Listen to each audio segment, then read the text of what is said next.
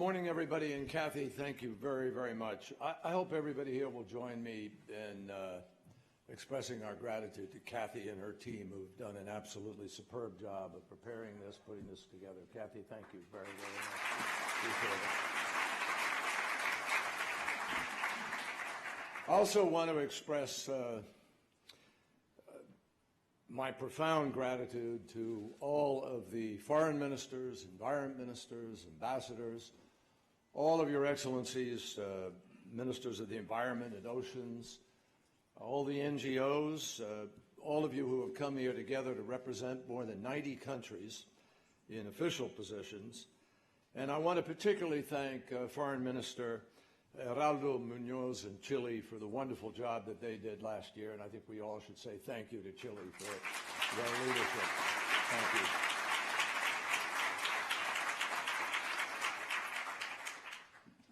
Also want to welcome the experts from academia, the NGO community, leaders from the public and private sector, from philanthropies, young people, concerned citizens everywhere who are watching this by live stream.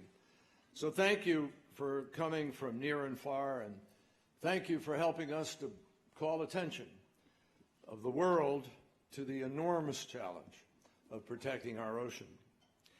Now, I begin by confessing to all of you that this topic is, in fact, deeply personal to me, as I know it is for most of you here. And how could it not be? The sheer power of the ocean, its poignant, incomparable grandeur, is something that humans have felt viscerally from the earliest days. Our awe at the ocean's life-giving power and its beauty has been captured by our most sacred religious texts, our great philosophies, our art, and our literature. Achilles declared in the Iliad, "The ocean is the source of all." Isaac Newton pursued, as he described, the great ocean of truth. Walt Whitman called the sea a continual miracle. Sarojini Naidu described the ocean as our mother and the waves as our comrades. And President John F. Kennedy remarked, "We are tied to the ocean, and when we go back to the sea, whether it is to sail or to watch, we are going back from whence we came." These sentiments have been echoed a million times over in a million ways, in poetry, in literature, novels, in videos, movies. These sentiments are rooted in our gut, I think. And I inherited my own love for the ocean from my mother and father. My dad especially loved sailing, and when he retired, crossed the ocean 3 times in a small boat, 1 time actually drafting my mother as his first mate. And I remember how much he enjoyed the experience of being out on the open water, the mental tests, the uncertainties, as Donna Bertarelli will tell you, the marine life that he observed all around him, the power of the wind and the waves, the changing mood of the sky and the sea. And when I was 7 or 8 years old, he recruited me to sit as the lookout in his 15-foot bass boat as we crossed this lovely body of water with an unlovely name, Buzzards Bay, in my home state of Massachusetts. My dad would sit under a tarpaulin with a compass and a stopwatch, and he made me sit as the lookout in order that he could practice steering solely by compass and by stopwatch. And once in a while, I had fun as a mischievous kid in warning him of an imminent collision, or conversely telling him we were doing just great when we were way off course. Many years later, shortly before he passed away, I reminded him of this extraordinary training, and he said, "I can't believe I was dumb enough to let you do that." So whatever his rationale at the time, I will always be grateful for the days we spent on the water, and today even, the sea brings me a special sense of tranquility and peace, as I'm sure it does all of you. So for me, and I know for you, for literally billions of people, around the world. That connection with the ocean is not just emotional, not just a question of admiring something glorious and unique. It is also existential. To put it simply, the ocean is essential to all life on Earth. It is responsible for almost 50% of the oxygen that we breathe, for the food that we eat, for the climate in which we live, for the employment of hundreds of millions of people around the planet. The origin of life on our planet can be traced to the sea. And today, the ocean is also the economic lifeblood of communities, big and small, in every single corner of the world, employing roughly 12% of the world's population. Global revenue from marine fisheries and from related industries is in the hundreds of billions of dollars every single year. But despite our knowledge and appreciation of the ocean's importance, despite the inexorable link between the ocean and our very ability to exist, we, humans, have been systematically undermining the ability of the maritime environment to nurture, perhaps even survive, and sustain life. For decades, even centuries, we have been polluting and pillaging the resources of the sea, with devastating consequences for our coastal communities and our marine ecosystems. Why, against our own interest, is this happening?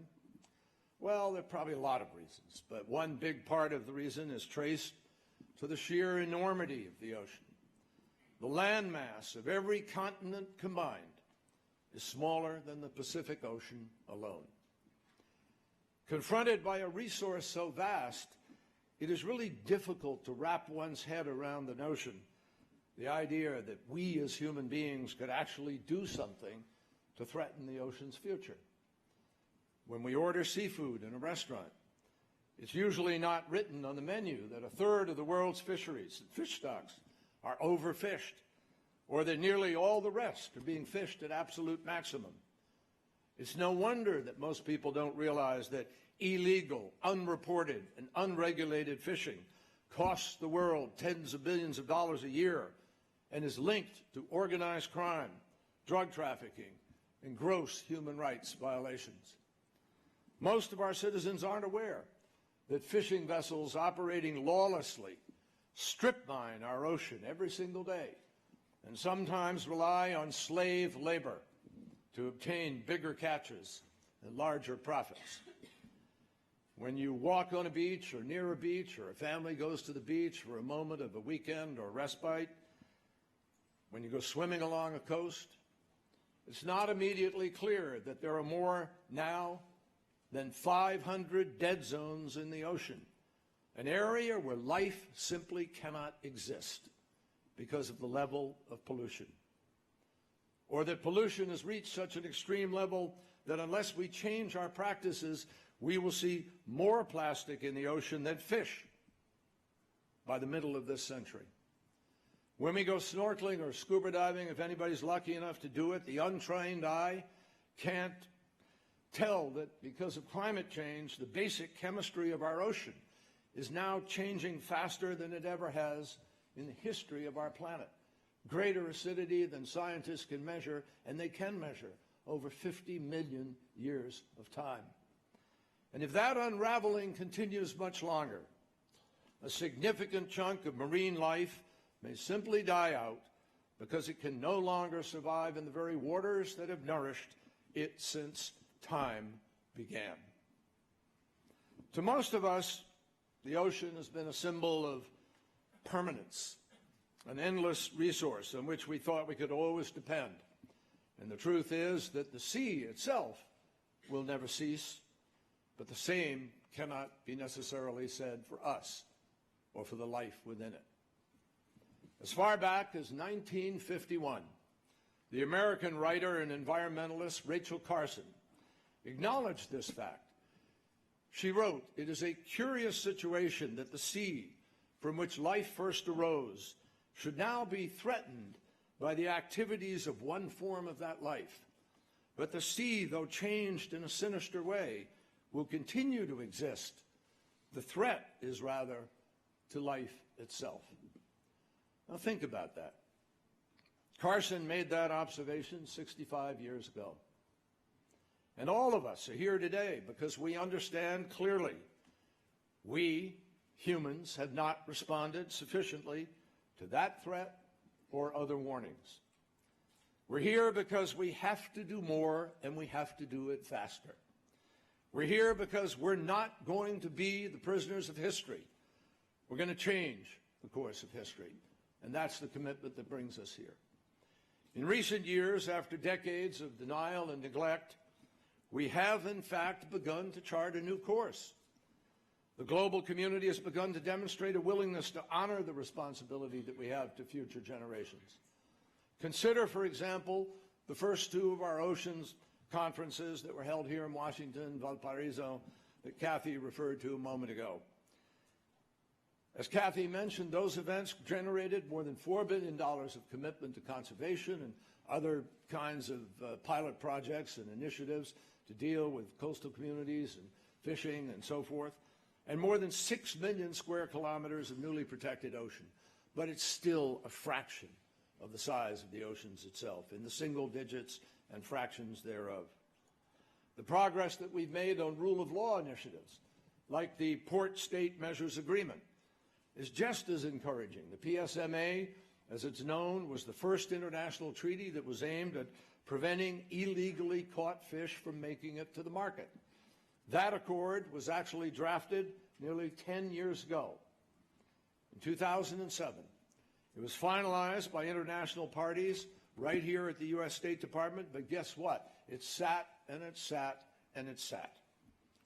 When we convened the first of these conferences in 2014, only 10 nations had ratified the PSMA, far short of the 25 states required to bring that agreement into force. Well, all of us together decided we can do better, and we did, in part because of the international focus driven by our ocean conferences. Today, I can tell you, more than 60 nations, including the United States, have now ratified the Port State Measures Agreement, and that is critical.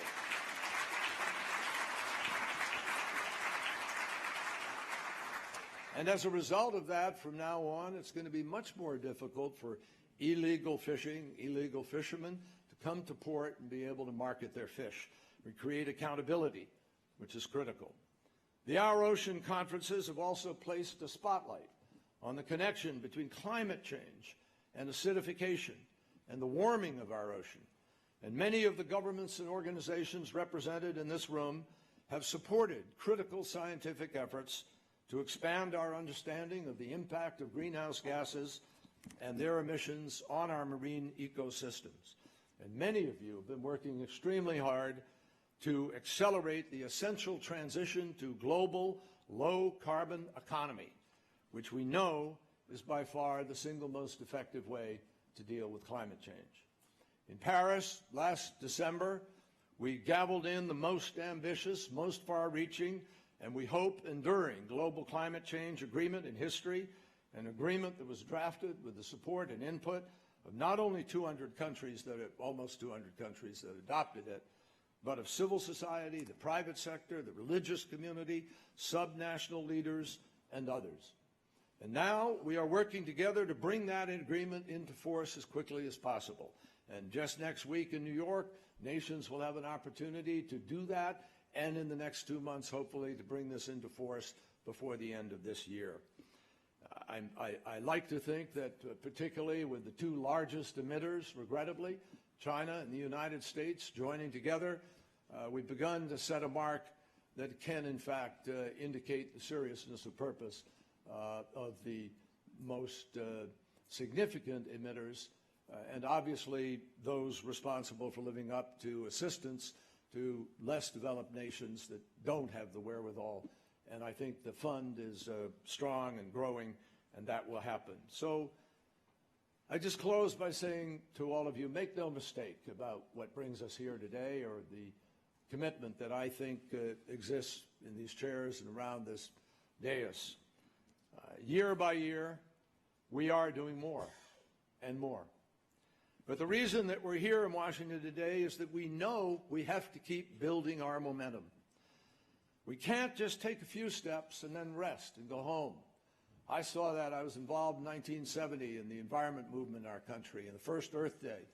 And I remember we passed the Clean Air Act, Clean Water Act, Safe Drinking Water Act, Marine Mammal Protection Act, Coastal Zone Management Act. We did all these things, and everybody said, oh, great, it's done. Well, it's not done. There's no final victory in this business when it comes to protecting the environment, but there can be a final defeat. So we have to do our work. We have to make a sustained and universal commitment to keep moving forward in every way that we can for as long as we have the power to do so. And like our ocean conferences in the years past, this gathering is not about just talking, it's about catalyzing specific steps that we will take. We're not here to just talk. We're here to discuss real, concrete actions that can make a difference. President Obama got the ball rolling earlier this month when he expanded the marine protected area off the coast of Hawaii, creating the world's largest marine protected area. And in a little while, he will be here to tell you about another one that he's designating this morning in New England, the first no-take marine monument in the Atlantic Ocean. And I have it.